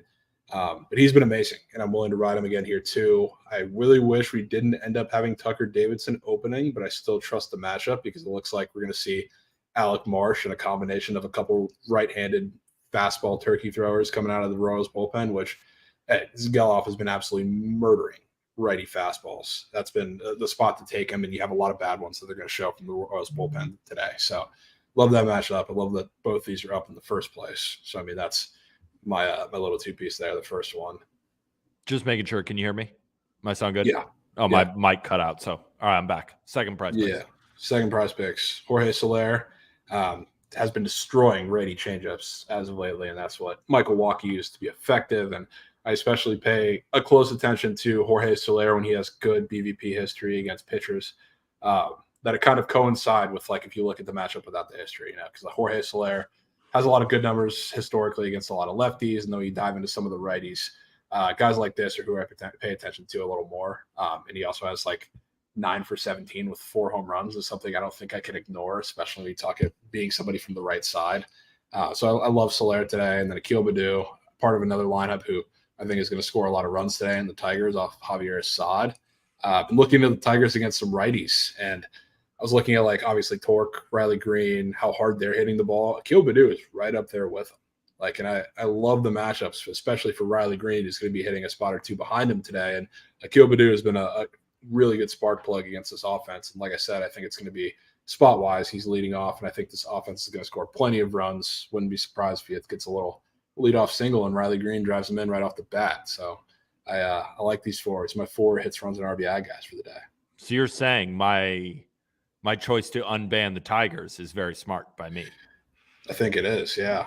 I locked in I didn't think it was – I had like this random awakening last night. I don't even know. That's not a word for it, but random like urge to put in – like I don't usually put a lot of my bets in the night before because I'm I want to see how the market moves. I want to see these props they put up for squares they put up for prize picks and whatnot. But something was telling me to put in the Tigers team total last night, so I did at a 3.5 at -135, and I was like – super shocked to see it move as much as it did up this morning. What did it go to? Well, it's up at like 4.5 or +120, maybe a lot of places, which the Tigers, when you see movement like that on the Tigers, that signals a little something. So I'm glad I'm in on that. No way they lose. CLV, catch it. Oh no. Jake Hazen texted me because he was on the Giants with me too. And he was like, Giants moved down to +120. I'm cashing out. I was like, dude. Unreal. Oh, I hate betting on baseball, but I love it so much. I hate this, but I love it. Why didn't you play the Astros? You scared? No, I just don't want to back Christian Javier. No, that's fair. He's bad at baseball right now. He's not No. illness placed on 15-day at IL. Does that affect Jorge Soler at all? Carroll is out for the Diamondbacks. Carroll's out for the Diamondbacks. Well, That's should have fine kept with for me. you know, Carroll's like the best base runner in baseball. You know that? Figures. Like in terms of like the numbers when it like taking extra bases, all that kind of stuff. Yeah, that makes sense. See that? Cool. Kind of cool. All right, my friend. That's it, right? All right. Yep, that'll be it. Keep staying atop that leaderboard in case, I don't know, I might have for my place and then come for your ass. Hey, that's the goal. Stay up there. Can you imagine Alan Whited's just a masterclass? It's 9-1, and you lose the over because the Braves do everything, and then the Mets just met. Yeah, it's all right. I feel pretty confident the Mets bats coming to play today. Also, were you too scared to back the Pirates with me? The Pirates, I can't say I cared to get involved in that game today. So soft. I mean, why am I even talking if you're not betting the Pirates? All right, my friend. I mean, fair. Appreciate you. Top of the leaderboard for a reason, not betting the Pirates. I'll talk to you soon, all right? Yeah, Peace. there you go. All right, where the hell is Gino?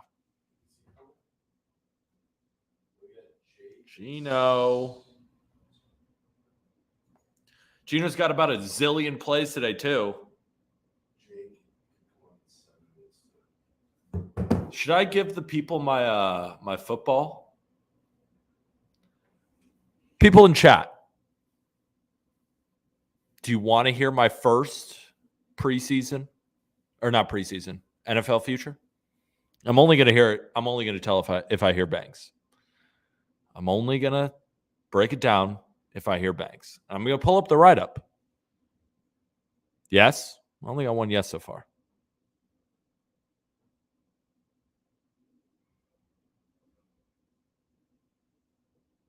Not enough bangs yet. Just saying. Producer Cohen, you let me know if we have enough bangs. I'm only doing it if Producer Cohen says so.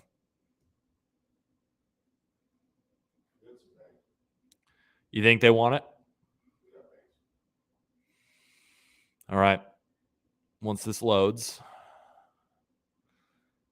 NFL future. Where is it? Where are you? Here it is. It's a very long bet. Is it an under? It is an under. It's Manders under season. Yes, it is. So, folks, I was going to release it after the stream on Twitter, but I love you guys, and I want to tell it to you now. You know me. I'm a one-unit going to invest my money over a long period of time, and I really do like it. It's going to be anywhere from 2 to 3 units. I bet Washington Commanders under 6.5 wins,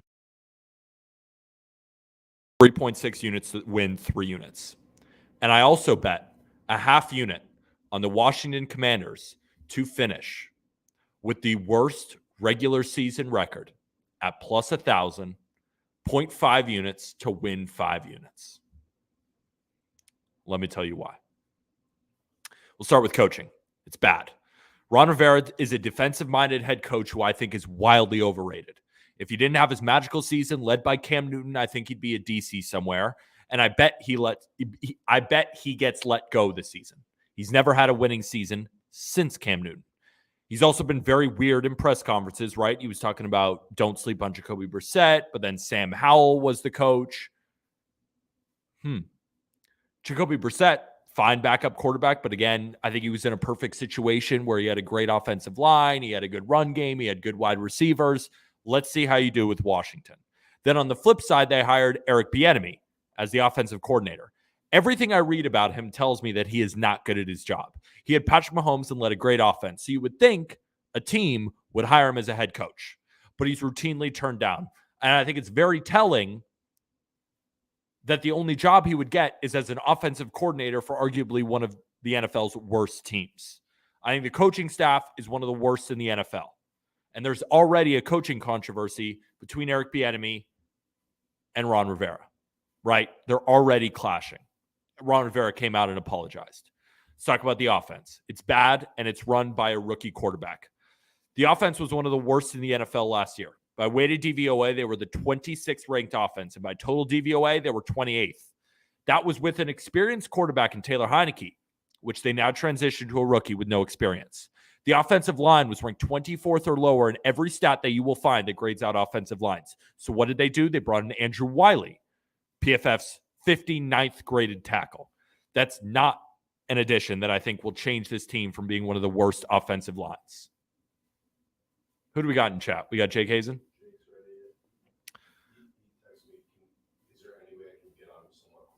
Oh, then we'll get – he has one play, and then I'll go back to the Commanders. Jake Hazen. What up, Pete? Mariners team total over. Let's talk about it. Yeah, it's short and sweet. So I missed last games because it was against the Royals. First get to it. Luis Castillo overs this year I've been printing.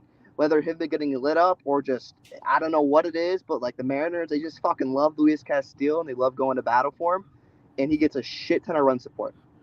And last week I kind of laid off of it because he was facing the Royals, and I just I don't know if the Royals are going to score with him. How good he looked in his last start, but the game ended up still soaring over.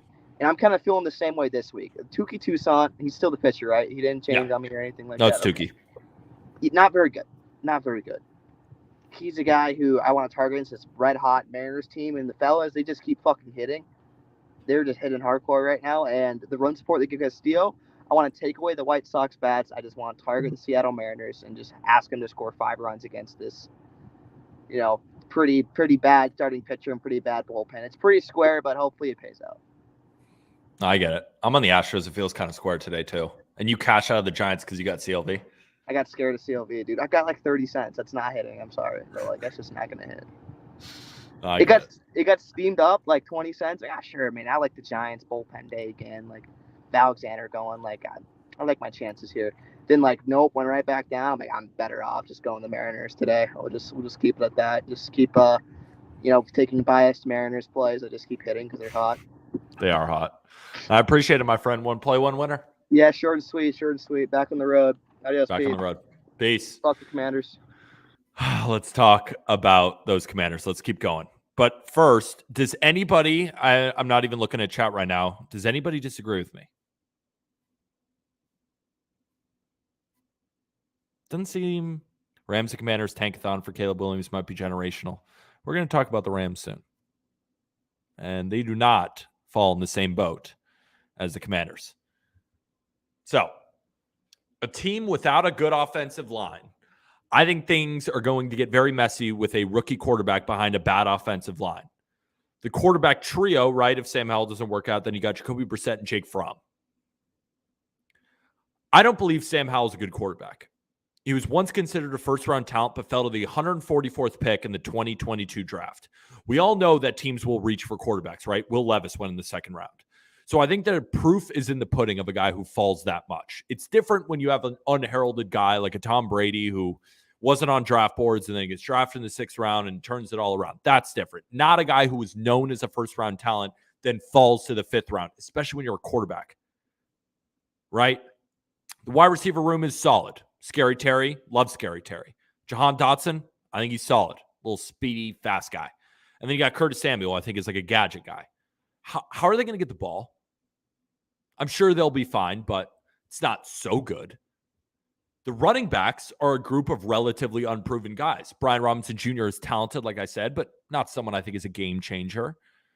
And I think the Commanders hate Antonio Gibson. They just don't play him.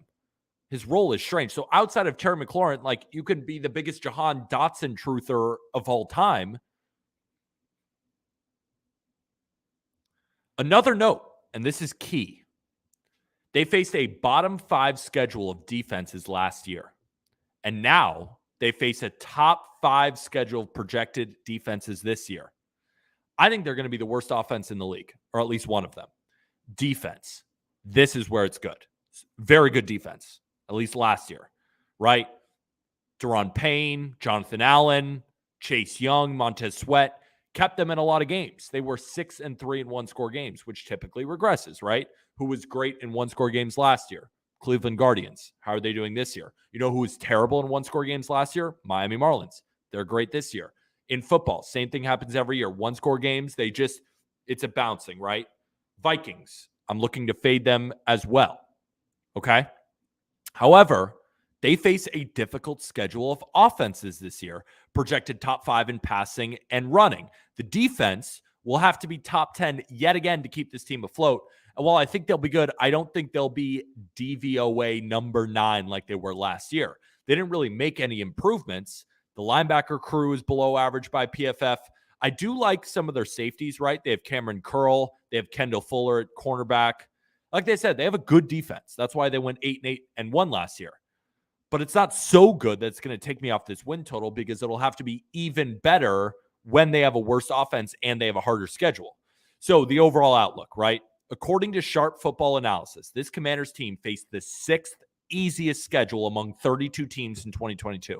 Fast forward to this season, that same report has them facing the 9th hardest schedule. So they went from 6th easiest to 24 the easiest in one season.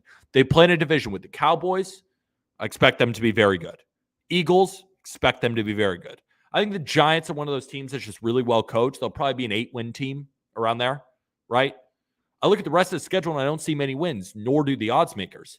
They're favored in week 1 against the Cardinals, -6. Week 5 against the Bears, where they're a 1-point favorite. And at home against the Giants, where they're a 1-point favorite. Of course, there will be upsets. I don't see 7 wins or more. I think there's excitement surrounding this team with Dan Snyder gone. However, this is a new ownership group that didn't draft Sam Howell, right? I wouldn't be surprised if by midseason Ron Rivera's gone and then they sell off pieces to make a play at the number 1 overall pick to get Caleb Williams, to get Drake May, or whoever they want early on. Especially if they don't start well. They might beat the Cardinals, which they might not. Then they go to Denver. Are they winning that game? In Denver, home against the Bills, probably a loss. At Philly, then against the Bears in week 5, right? I think the Bears win that game. Then on the road in Atlanta. Then on the road against the Giants. Then at home against Philly. How many wins do you see in there? 1, 2, 3? I think this team finishes 4-13, and I think they're in the running for the number 1 overall pick. I hammered their under win total at 6.5.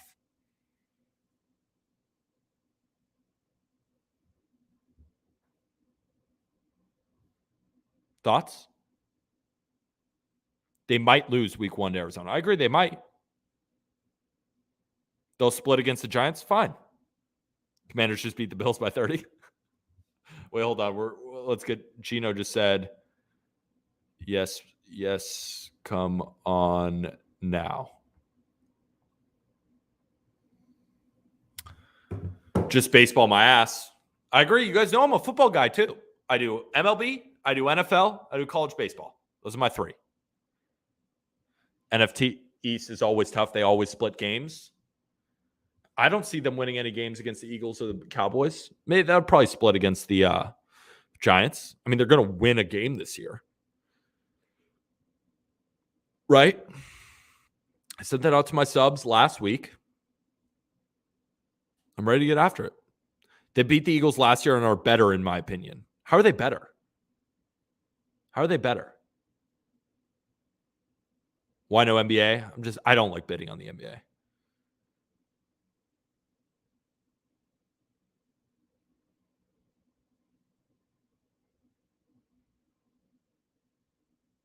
I love this play mainly because the offensive line is very weak. I don't love Eric Bieniemy either. Chiefs easily replace him with Matt Nagy. I agree with you.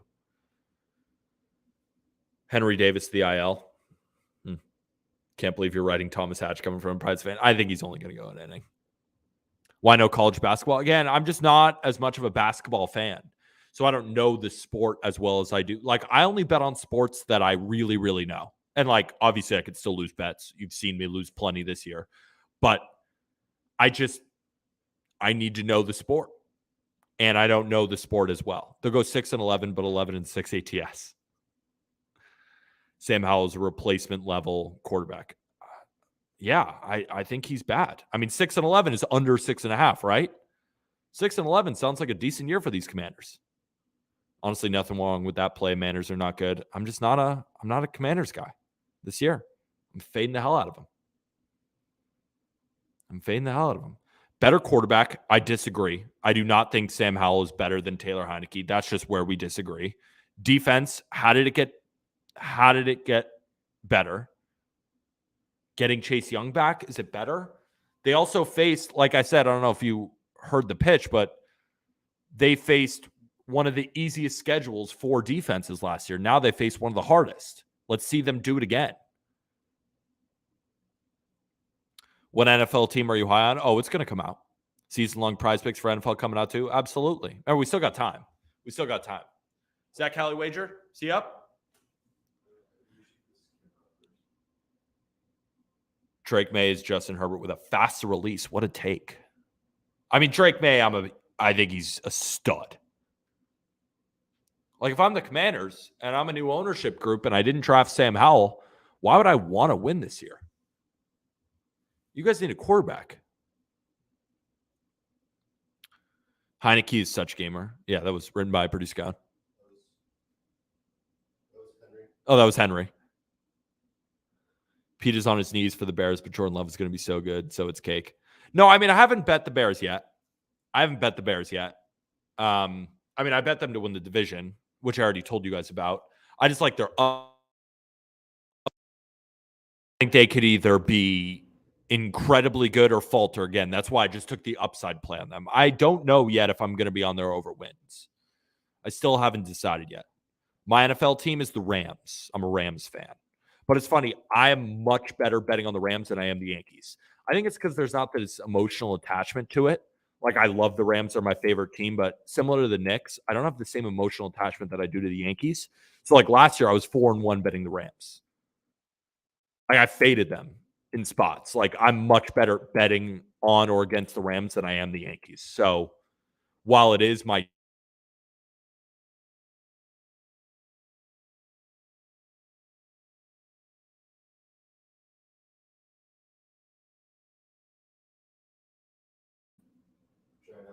Hello?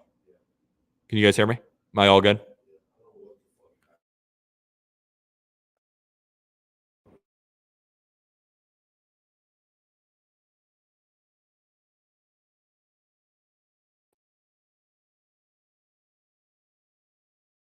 They're saying we're good. Okay. All right. Maybe not. Oh. As long as I can hear you right now, you're good. California Wager said I can be on at 3:20. Gino said I'll see you in 3 minutes ago.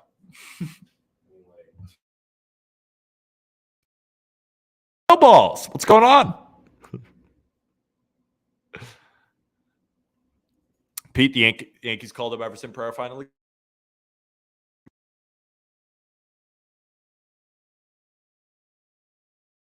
The mic.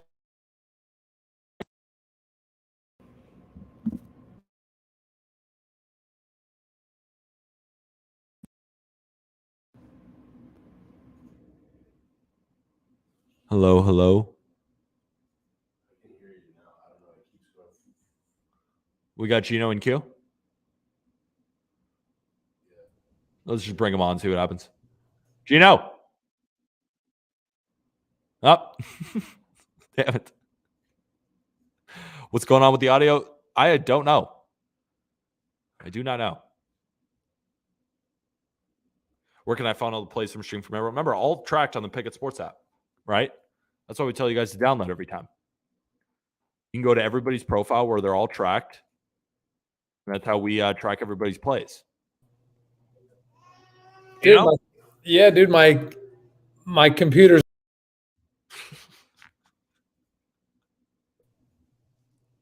Gino. brother, my computer's saying I don't have a camera. Oh, whatever. Let's just a get little bug. Let's just rip through. I'm in a fantasy football draft. I want to get you all fed though. We got a lot of plays. Let's get after it. Way too old for this. Dude, it's been like for 2 weeks now. There's a 50-50 chance my new MacBook says you don't have a camera installed. It's the biggest joke ever. Oakland first 5 money line. Well, what we like about it? Oh, we like. What is it? What's the spread? Minus 150. Hold on 1 second. Did we track it wrong? Let's see. No, I love Blackburn. It just seems a little high. It moved a lot. We can take it off if you want, if it moved too much. Yeah, I just feel like I like the play to win. I just feel like that's a lot of closing line value. I want to say it opened up at 122. Whenever you're getting a play that you don't want to take anymore, we could just take it off. Yeah. I just I would go as high as like 35 to 40 there. I couldn't bet it at 150, so I don't want to give the kids it at 150. Yeah. So Henry, we're cutting this one. If y'all don't mind. Yeah, not at all. Because we know that, you just send in your plays early morning, and then we assign the BetMGM lines to it. And if it's too expensive, we'll take it off. No worries. Yeah, no worries. You know me. I'm willing to wear a little bit of risk here and there. Just that was a little too much on that one. So I guess it's a good thing. The closing line value is solid. Also, Boston money, first 5 money line.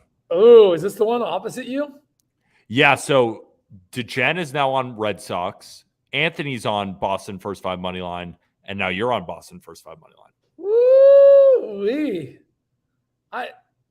Oh man, I just feel like this is so. One, there was a little bit of RLM early in the day, which I love seeing, and then we looked at it closer. There's a lot of public tickets on Houston.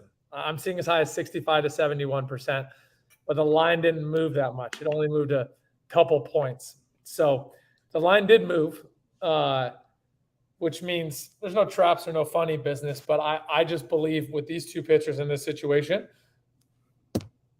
Boston should be minus 110. And I get it, right? I know Houston has a slightly better record, and I know they're home. But I'm riding with my gut here. Fair enough. Boston first 5 money line. I'm on an island by myself. You got the Mets, Atlanta first alone? 5. No, you said you had a couple guys on your side, right? No. Everyone on this stream who has been on this game is against me. But I'm on full game. We have 2 first 5 money lines, and DeGen's on full game. Let's thread that. We'll thread that needle for you, Petey. We'll do it. Hell yeah. Let's do it. Oh man, this is just a simple like a DFS style play. I got a bunch of players in this game projecting well over their bases and their hits. So, and I had this off by a whole. I had this first 5 as a over should be 6. So I love a free half a run in the first 5. I love a half a run in a game, but you give me half a run in the first 5, and I don't think minus 115 is overly pricey for a half a run, especially in the first 5. Let's get after it. Let's keep going because we know you got to get back to your draft. So That's we'll just keep going. I've been calling Seattle and the White Sox pretty accurately for the past 10 days. I really like the under. This under, especially at 9. So run around. You'll probably see it 8.5 some places. It's a little pricey, but this one's off by a full run. I had this total over under as 8. So you're giving me a full run. A full run to me in baseball is worth as much as minus 50. So that's 7 points of ROI from the 8. And if you can, find a nice 8.5. That's like minus 115, minus 120. And I would fully support that as well. So 8.5 is minus 115 on BetMGM right now. I'd actually rather that. Fair enough. But I'll ride this just because it's already here for your guys' sanity. But for you guys out there, take the 8.5 and take the 115.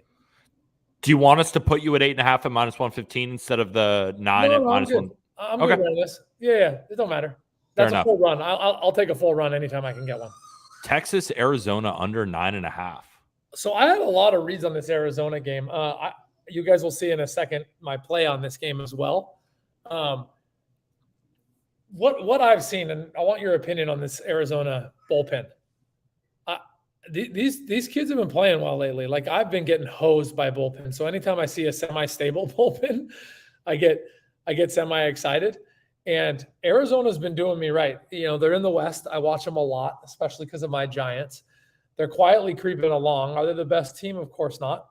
But everything I've seen from this Arizona team, especially their bullpen, because I don't know any all-stars that I would put my name next to, and what this opened up at it when it immediately moved to. I like everything about this under. I like this under in the first 5. I like it in the game. And that to me is cheap. Again, I think it's 9 now at minus 115. So I'm getting a half a run for 13. You take that at any day of the week. How you living? Hey, Gino, something's wrong with Pete's mic right now. We don't know what's going on, but keep going with your next play. I'll flash it right here. It's Philly, San Francisco under 8.5 right now. Philly, San Francisco? Yeah, under 8.5. You got 1.5 units and minus 110. Yeah, I actually think the homie Alexander comes out today and shoves. I have him on a lot of different player prop parlays. So, and I also like Nola for Philly. So I like both pitchers in this matchup.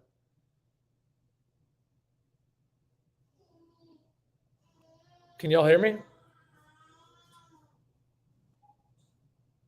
Sorry, Gino, you're good. Okay. Yeah, I'm hosting for right now. No, Giants, good, dude. Giants plus 1.5, 1.5 units at minus 167. Dude, my Giants play everyone tough. I really like the under in this game. I like both pitchers going. I can see this being a 1-run ball game. I don't take plus 1.5s too often. I think they're too expensive. This is one instance I will, and I won't be surprised if the Giants just flat out win. Can you hear me now? I can hear you, Pete. Sweet. I'm on Giants money line, by the way. Ah, that a baby. Yeah, the only reason I paid, which I consider minus 167, very juicy. It's very high for me. The only reason I paid this is I really like both pitchers in this game. I really like this under. Everything about it. I'm a huge fan of Nola, by the way. I don't even know if I'm pronouncing it right, but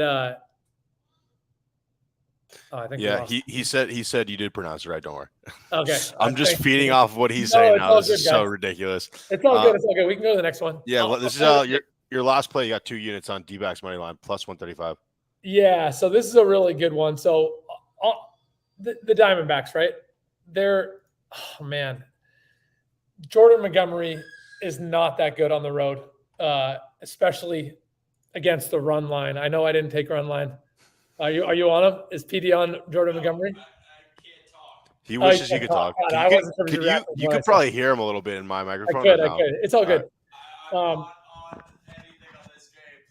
Okay, fair. But the Diamondbacks, they're back on the home. They had a very tough road. They were 7-2 in the last 9 games. They got to come home, and you're giving me them as a dog. I get Texas better. This is as big as I get of a play. Coming back on the road in a very advantageous situation after a good roam getting home. I'm all over the Diamondbacks here every which way. take this and you can talk in my mic.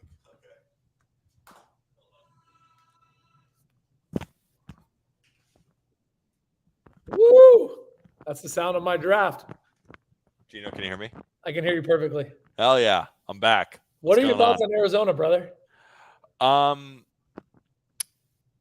mean, I was on Texas first 5 money line. I think we talked about it. Oh, screensaver. It's like the back of oh yeah. Where are you guys, by the way? The studio looks good. Yeah, we have a studio here in New York. We set it all up. We got the Wrigley.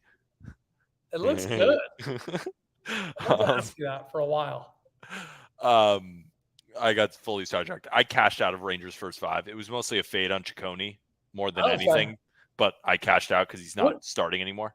And what are your thoughts on the D-backs being 7-2 in the last 9 games and coming home? Do you put any credit to that? Yeah, I do. I almost played the first 5 over, but I went with my favorite part of this game again. But then since Ciccone got pulled, I think the Diamondbacks are a streaky team. That's why I'm happy to cash out of this. Mm-hmm. I think when they're cold, they can't hit. And when they're hot and the whole team is rolling together, which they are right now, they're tough to beat. We've seen that over the entire season. And they're rolling, dude. And they are rolling. They're rolling. They got to come home. I just see them. They're on the button, right? They're 1 game out of the wild card. They got the same record as the Marlins, who I'm high on, same record as the Reds, who I believe some guys on the show are high on. I just think after going 7-2 on the road, now is the time to put the foot on the gas. Like it's now or never, and I'm getting them as a dog. That to me was if they were a pick 'em in this game, I'd stay away. I just felt like, holy shit, I'm getting them plus 135. I expected plus 110, plus 115. Fair enough, my friend. Well, Gino, we got to move on to Cali Wager, who just left. It's Monday, baby. It's Monday. Cali Wager's back. It's Monday. We're just trying our best. But I appreciate you, my friend. Good luck in the rest of your fantasy draft, all right? Thank you, homie. Talk to you. See ya. Oh, wait. I missed the other screen so I could peer in on both cameras.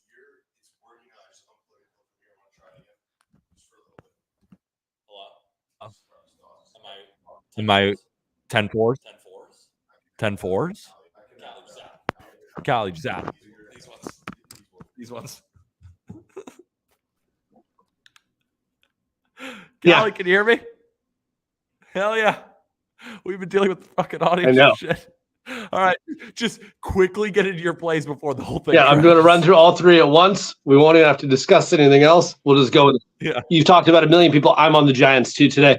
I like them from an angle standpoint. Just like you mentioned last week, I'm kind of using some of my playing time and other stuff like that where I'm really finding those angles. It's a perfect spot for it. What did the Phillies do all day yesterday as well? On top of this, there's a lot of moving parts. I think this is a great angle. Montgomery's also been pitching pretty damn well. Also to Houston money line. I think this is a good spot for Houston. Obviously, Paxton, great numbers, has had a good season. I think this is a tough spot, though. I think that Red Sox lineup, although they will have a decent amount of left-handed hitters in the lineup, I think that this is a chance for Houston to take what is, a team coming off of a big series, playing the Yankees. Travel day, there's a lot to it as well. So another kind of an angle spot. And in my last play, flat out numbers. Taking the Padres team total over in this one tonight. You look at who they're going against. I mean, numbers lie, but I don't know if these are going to lie or not. Padres on top of everything else. I think they get to this total. I think they end up getting over it. And 8 at-bats or not, 8 at-bats, 9 at-bats, or whatever it may be, I think that they get there easily tonight. And your favorite play is the Padres team total over with your unit, right? It is, yes. And just talk about that a little bit more, just because it is a bigger play for you. I mean, when I just look at the flat out numbers of it, Miami's been here for a while. This is a long West Coast trip for them. It's a later game. On top of it, when you look at who's going for them tonight, somebody who's been struggling all season, guy that has a 1.7 whip essentially, 6.90 ERA, 1-4 on the road, and it's been pretty consistently poor. So I think that on top of it being somebody on the West Coast, it is humid as hell here. It has been stormy, like I'm back in North Carolina right now.